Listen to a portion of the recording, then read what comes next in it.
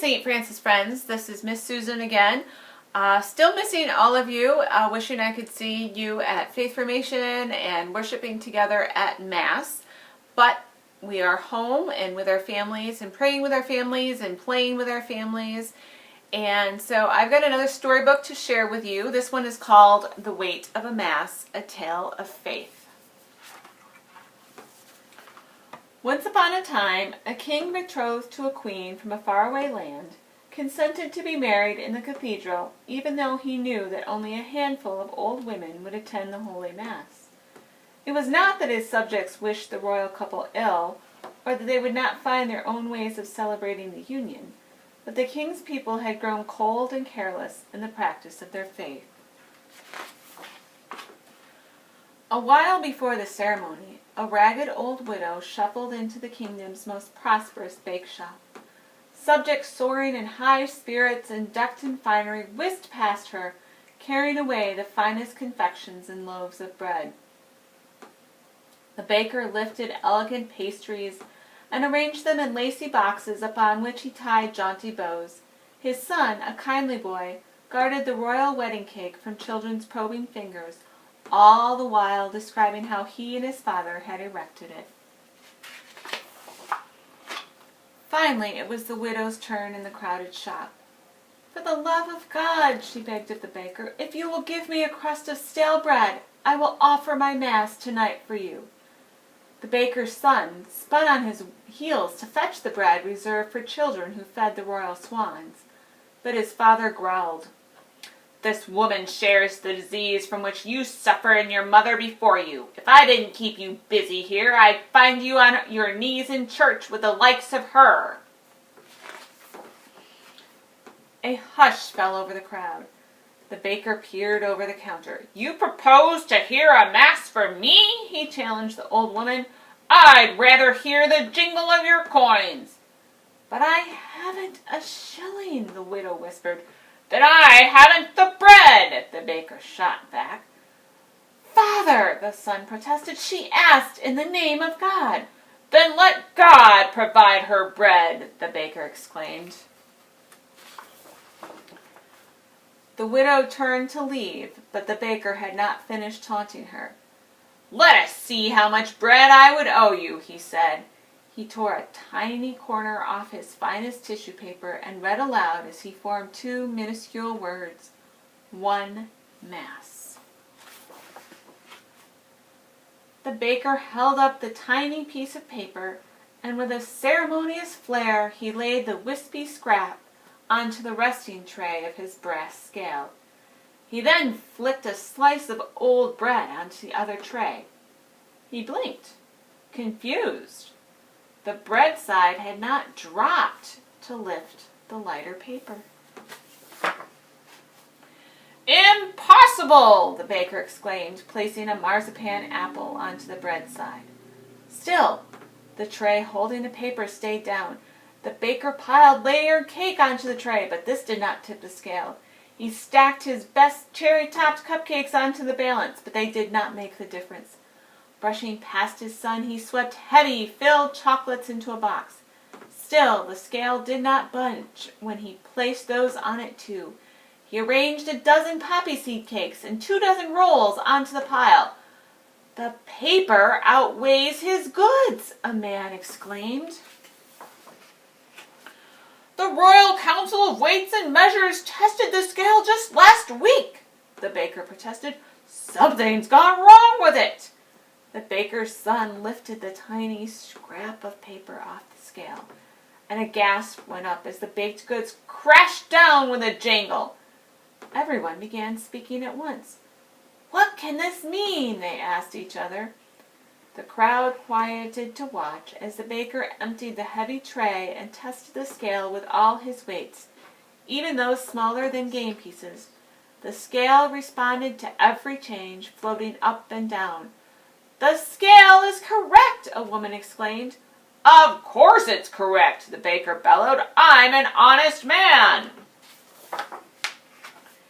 Compelled by the event, clients rushed to the doors, calling in more witnesses from the streets. The baker addressed his son.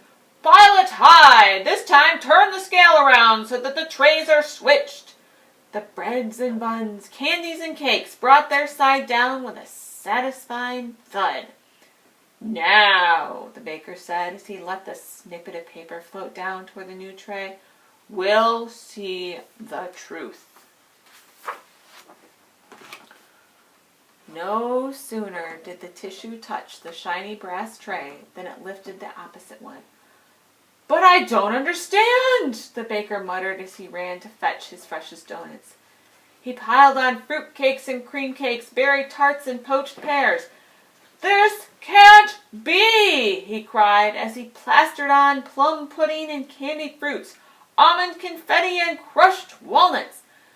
The mass intention weighs more than these, the baker's son marveled.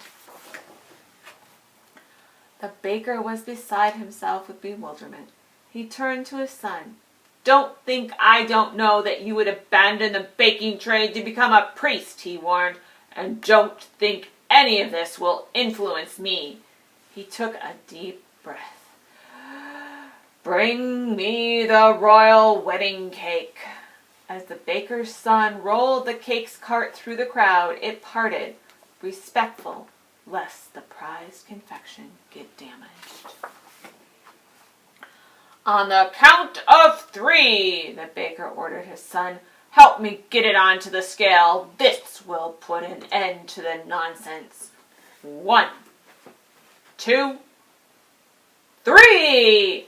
The wedding cake teetered on the top of the pile. The paper on which the baker had written the words, one mass, hadn't even fluttered. The baker and his client stood dumbfounded. Just then, the cathedral bell began tolling the call to the royal wedding mass. The baker's son stood over the piece of paper, staring at it. When he lifted it from the scale, hands surged forward to rescue the wedding cake as the things beneath it crashed down with a weighty clang. A man went out into the street and took up the Ave Maria the bells were tolling. Other clients who had intended to celebrate the royal wedding in diverse ways now filed out and processed toward the kingdom's great cathedral. One by one, they joined the masculine voice in raising the lofty hymn. The stunned baker saw that the only customer left in the shop was the old widow. He made a gesture, putting everything at her disposal. Come every day, he told her. You will never go hungry again. The widow smiled and tucked only a thin slice of bread into her pocket. As the baker watched his son unbutton his white apron, the father sensed that one day the boy would be exchanging it for a white collar. The baker, his son, and the widow trailed the procession to the cathedral to offer mass with their monarchs. Amidst the singing and the exclamations of wonder and joy, the baker asked the old lady, Why did you take only a slice when you could have had anything and everything in my shop? I was ashamed to take more, the widow told him. Ashamed, the baker asked, but it was you who believed in God's power while the rest of us had grown cold. I was ashamed, the widow explained, because even though I have never given up going to Mass, I asked you only for a crust of stale bread in exchange for it. You see, my friend, like you, I too do not know the weight of a Mass.